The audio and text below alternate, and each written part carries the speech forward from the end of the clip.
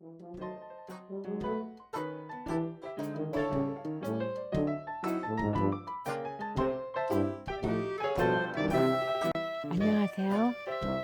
9월 20일 박주신 병역 의혹 7번째 방송을 시작하겠습니다. 오늘부터 다음 공판 준비 기일까지, 다음 공판 준비 기일은 10월 10일입니다. 약 3주간의 시간이 남아 있는데요.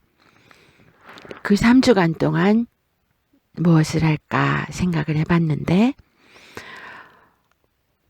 심규홍 재판부의 판결문을 가지고 이것이 얼마나 잘못된 것인가를 이제 반박하고자 합니다. 네, 사실 저는 심규홍의 그 판결문을 참 들여다보는데 애로사항이 있습니다.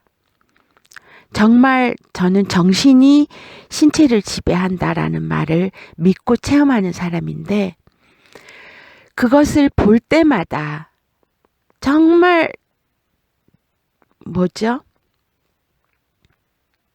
토가 나옵니다.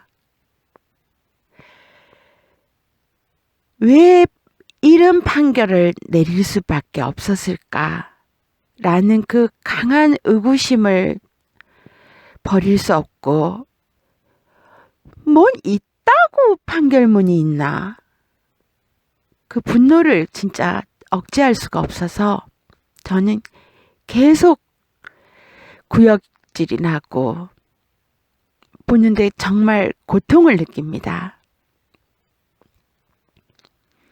어쨌든 3주 동안 저희는 왜 그 판결문이 잘못되었는지, 왜 저희가 박주신 병역 비리라고 볼 수밖에 없었는지, 그리고 그것이 왜 사실인지에 대해서 말씀을 드릴 건데요.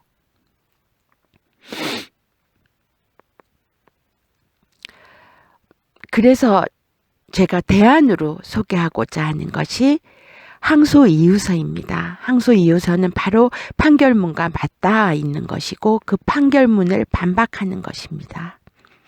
이 항소 이유서는 제가 미루어 짐작컨대 차기환 변호사님이 대부분 작업하신 것이 아닌가 생각됩니다. 이 항소 이유서를 통해서 판결문이 어디가 어떻게 잘못되었고, 왜 박주신 병역 비리로 볼 수밖에 없으며, 그것이 참인가에 대해서 앞으로 남은 3주 기간 동안 정보를 공유하고자 합니다. 이것을 하기 전에, 이 작업을 하기 전에 잠깐 저는 차기환 변호사라는 사람에 대해서 말씀드리고자 합니다. 차기환 변호사님이 어떻게 해서 이 일에 개입하게 되었는지, 연루하게 되었는지 정확한 그 과정은 저는 잘 모릅니다. 어쨌든 이 사건을 통해서 차기환 변호사님을 보게 되었고요. 알게 되었고, 저는 개인적으로 변호인에 대한 신뢰가 별로 없는 사람입니다. 왜냐하면 제가 사람이란 그렇습니다. 개인적인 판단은 자신의 경험의 범위를 벗어나기가 참 힘듭니다. 저는 몇 차례 변호인이라는 사람들과의 그 접촉이나 작업을 통해서 어떤 의미에서 신뢰를 상실하게 되었던 사람입니다. 개인 가정 사적으로도 그랬고, 혹은 사업을 하면서도, 혹은 행정적인 그런 문제에 있어서도 그랬는데요. 사소한 예를 하나 들자면, 제가 운영하던 한 사업체가 잘못된 행정 단속을 받고 행정 조치를 받아서 약 15일간 공장 가동을 멈추라라는 행정 조치를 받았습니다. 저는 저희가 결백했기 때문에 그 행정 조치가 부당하다. 그래서 그 행정 조치를 취소해달라라는 그 재판을 청구했습니다.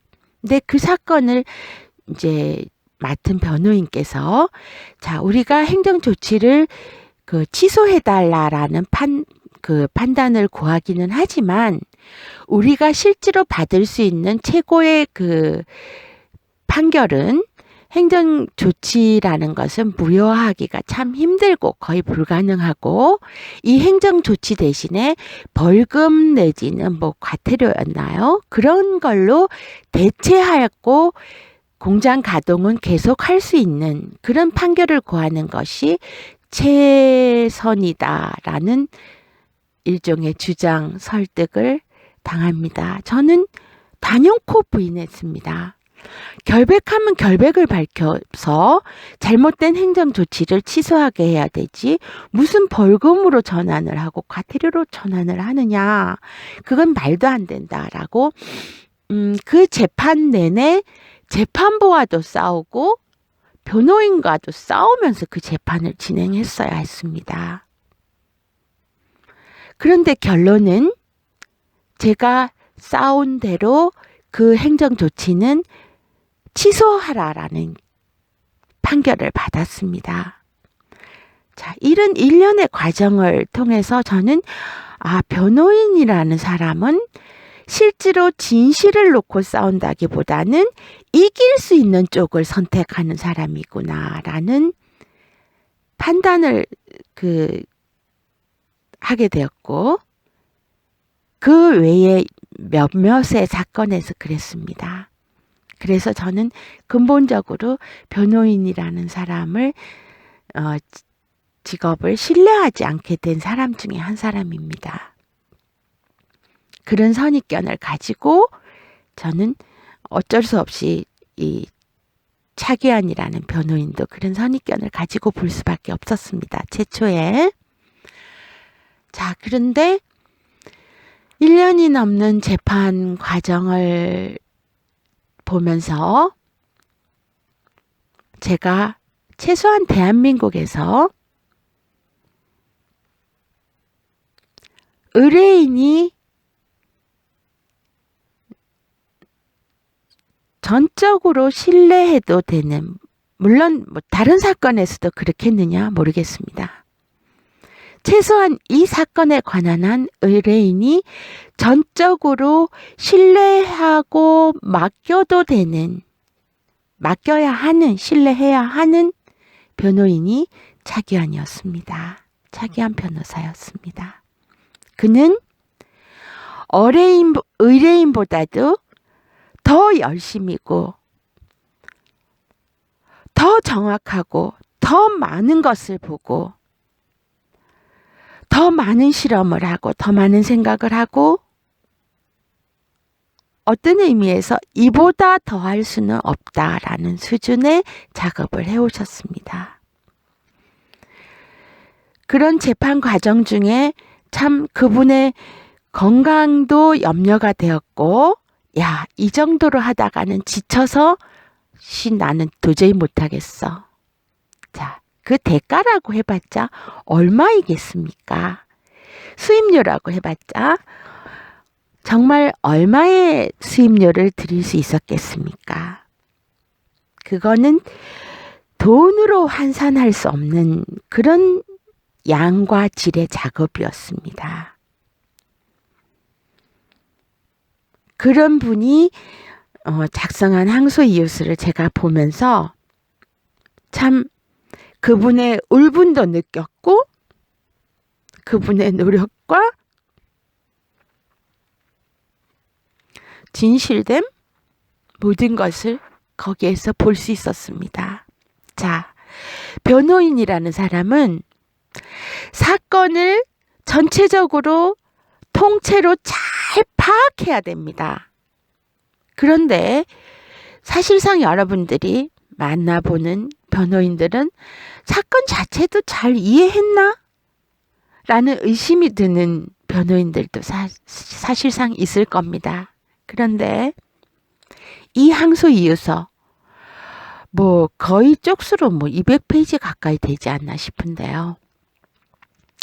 이 항소이유서는 이 사건에 대해서 철저하게 알고 분석하고 그 알게 된 지식을 자기 것으로 소화해낸 하지 못한다면은 도저히 나올 수 없는 그런 항소이유서를 작성하신 걸 보고 제가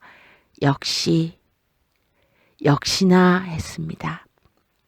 저는 사실 이 재판 초기에 이 차 변호사님에 대해서 조금 불쾌함을 가지고 시작했었습니다. 저는 이 사건이 소위 말해서 일명 투트랙으로 갔으면 하는 전략을 구상했었습니다. 왜? 재판부도 믿을 수 없고 변호인도 믿을 수 없고 그런 심정으로 시작을 했기 때문에 저는 이 재판이 변호인단을 공식적으로 앞세운 일반 재판과 그다음에 국민 참여 재판이라는 두 가지 전략으로 가서 국민 참여 재판을 통해서 이 국민들의 판단까지도 한꺼번에 같이 받아볼 수 있는 그러니까 삼위일체의 재판을 원했었습니다. 근데 초기에 그런 저의 전략을 뭐랄까요? 음해한다 할까요? 방해하기 위한 어떤 사람이 차기한 변호사님에게 달려가서 저 사람이 이런 구상을 하는데 막 위험하지 않느냐 이런 어필을 했을 때 차기한 변호사님도 단적으로 당신도 국민 참여 재판을 원하지 않습니다. 이렇게 답변을 했다라고 광고를 했습니다. 차기한 변호사님이 광고하신 게 아니라 그 답변을 묻고 들은 사람이 그래서 제가 제3의 의뢰인에 대한 판단을 참 쉽게도 하고 또 그 판단을 제3자에게 또 알려주는 그런 좀 경솔한 사람이구나 라는 판단을 가지고 제가 그분을 보기 시작했습니다. 그런데 어쩔 수 없이 함께 작업하면서 저는 그거 약간의 가지고 있던 선입견마저 쉽게 버릴 수 있었습니다. 정말 열심이고 그리고 사실 열심히만 하는데 정확하지 않고 충분하지 않다면 사실 그건 열심인 거는 어떤 의미에서 삽질이 되어버리죠. 근데 열심인 것만큼 정확했고 그 정확한 것을 충분히 재판부에 전달하는 그런 능력을 가지고 계셨습니다. 저는 사실 차기한 변호사님과 작업하면서 참 가슴 아팠던 적이 있습니다. 이 재판을 몇 차례 하고 나서 차기한 변호사님이 깊은 탄식을 하신 적이 있습니다. 당신이 판사 시절서부터 판사였기 때문에 판사 시절 국가기관이 제공하는 모든 정보는 진실한 것이다 라고 믿었다. 그렇게 말씀하신 적이 있습니다. 저는 그 탄식을 들으면서 참 마음이 아팠습니다. 저 또한